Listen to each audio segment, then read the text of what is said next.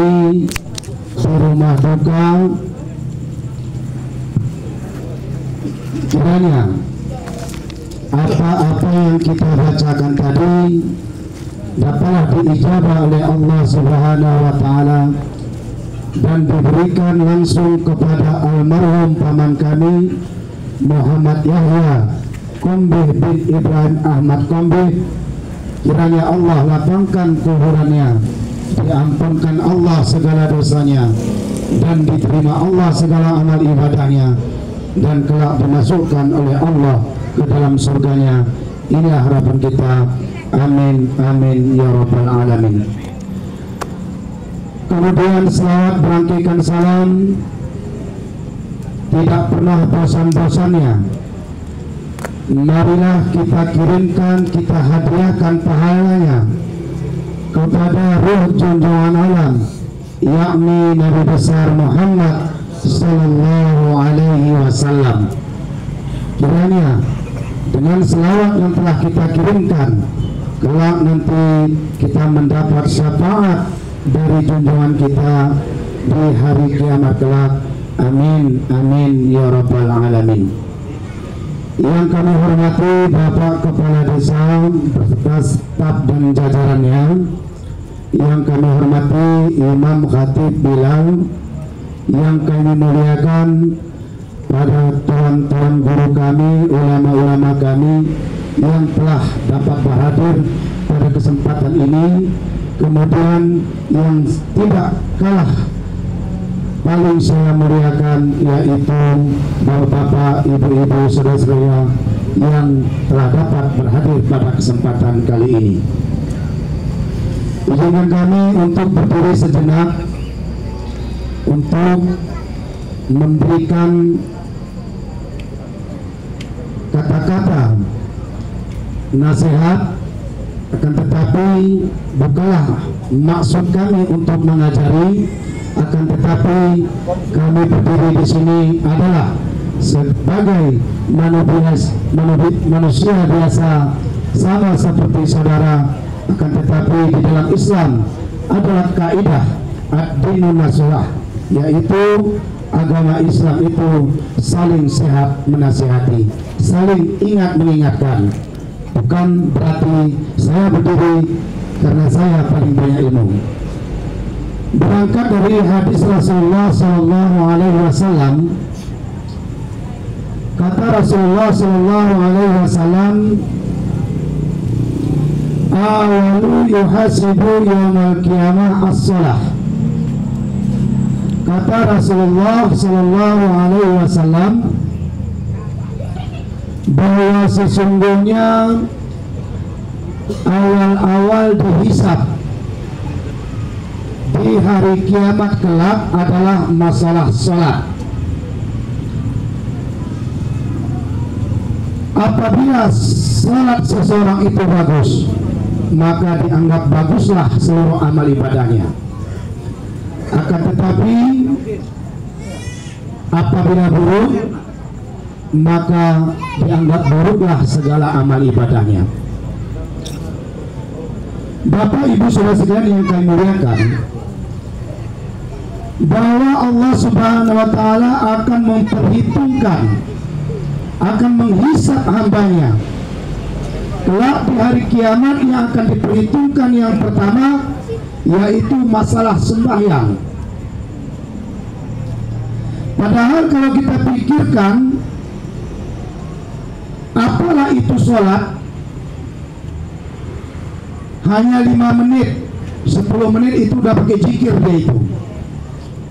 Kalau 15 menit udah panjang kali doanya.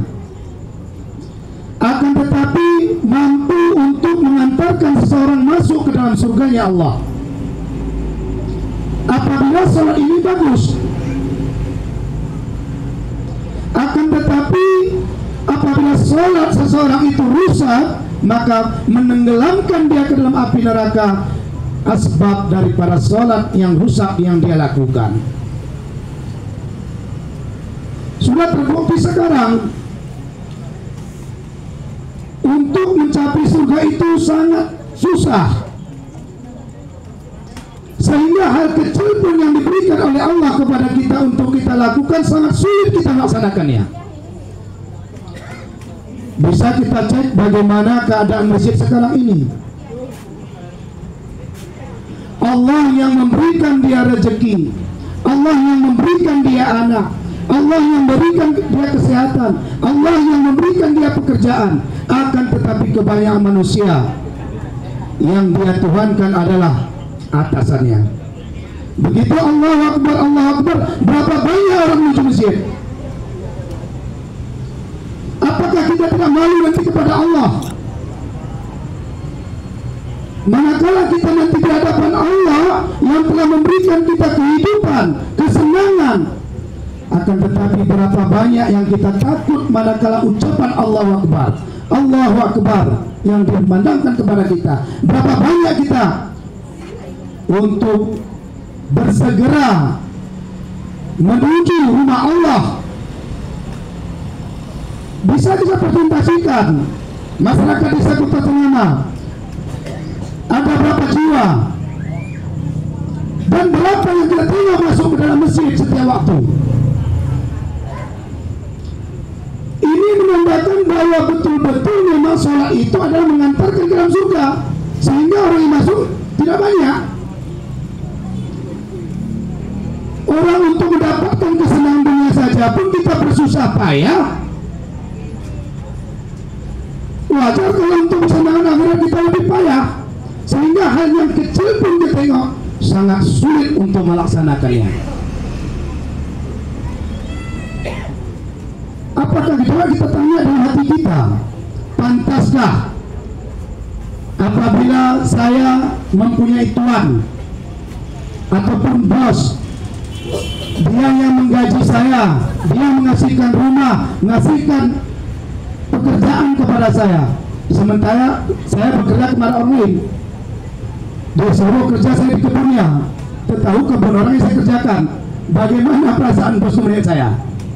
Apalagi Allah yang kita lakukan itulah selama ini. Ngapain kita banyak-banyak kesana kemari amal ibadah? Ini aja coba kita pikirkan.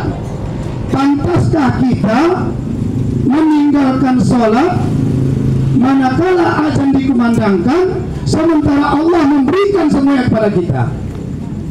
Maka dalam satu hadis Rasulullah mengatakan, apabila ada keluhanmu, permasalahanmu, apapun itu namanya, baik di bidang ekonomi, masalah anak, masalah istri, masalah keluarga, maka perbaikilah dahulu sholatmu.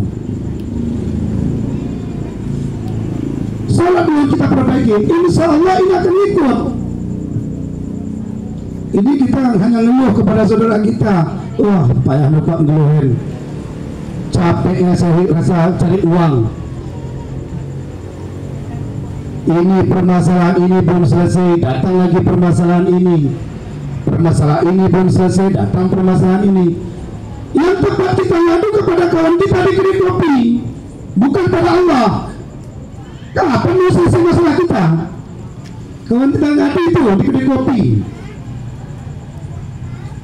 Aku yang sana kemarin pun belum selesai, ini lagi datang.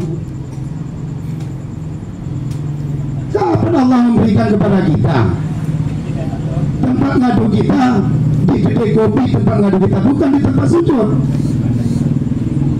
Dijamin Allah orang yang memperbaiki salatnya akan diselesaikan segala urusannya, dijamin.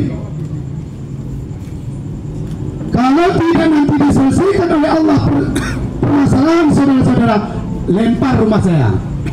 Akan tetapi perbaiki sholat. Kenapa? Karena inna sholat tanha 'anil fahsya'i wal munkar. Berarti kalau kita sholat, niscaya kita tidak lagi membuat fahsya dan mungkar. Kalau sudah tidak berbuat fahsya dan mungkar, maka ridha Allah akan turun.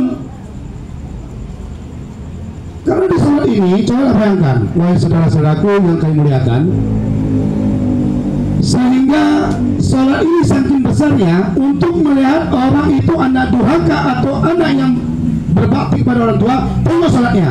Kalau dia tidak sholat, bagaimanapun bagusnya ke orang tuanya, waktu hidup belikannya Alphard, belikannya uang sebanyak-banyaknya, ATM-nya penuh, rumah besar, itu anak durhaka. Kalau tidak sholat. Ada seorang anak, orang tua meninggal, dia tidak sholat. Memang sewaktu hidup di dunia belikannya rumah sama orang tuanya, besar bertingkat-tingkat, mobil Alphard sampai 10 Pajero, apa mau bapaknya dikasihkannya, tetapi masih hidup. Setelah meninggal dia tidak lakukan sholat, maka otomatis demi Allah dia anak durhaka. Kenapa anak durhaka? Karena tidak berbakti kepada orang tua. Tanda kita berbakti kepada orang tua, kita mendoakan orang tua.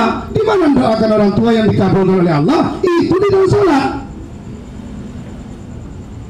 Bagaimanapun sebanyak kalau doa sholat nggak ada apa tuh. Itu bukan durhaka.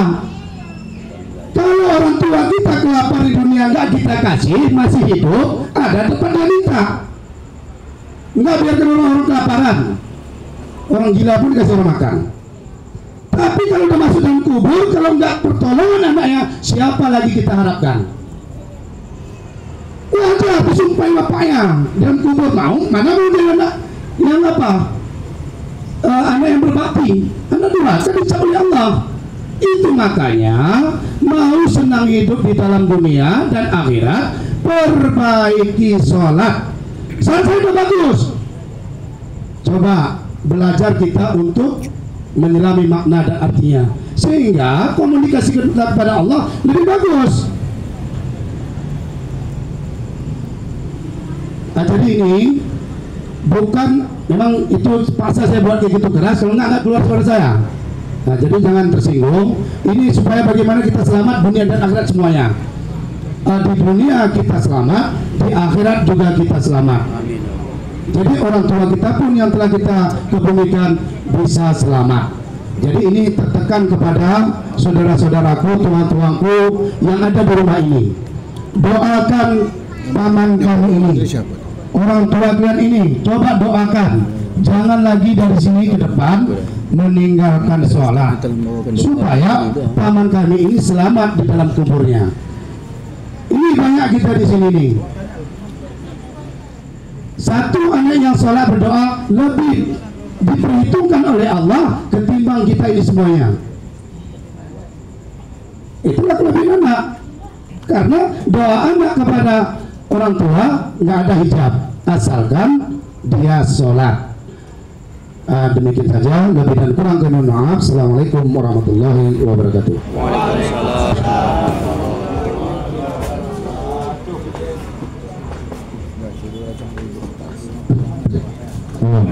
Buana mikir gue buana daya. Anak muda kepada pemuda kami tolong menghidang. Terima kasih kami ucapkan kepada Ustadz kami, yaitu yang telah membacakan doa tahtin tahlil beserta doanya.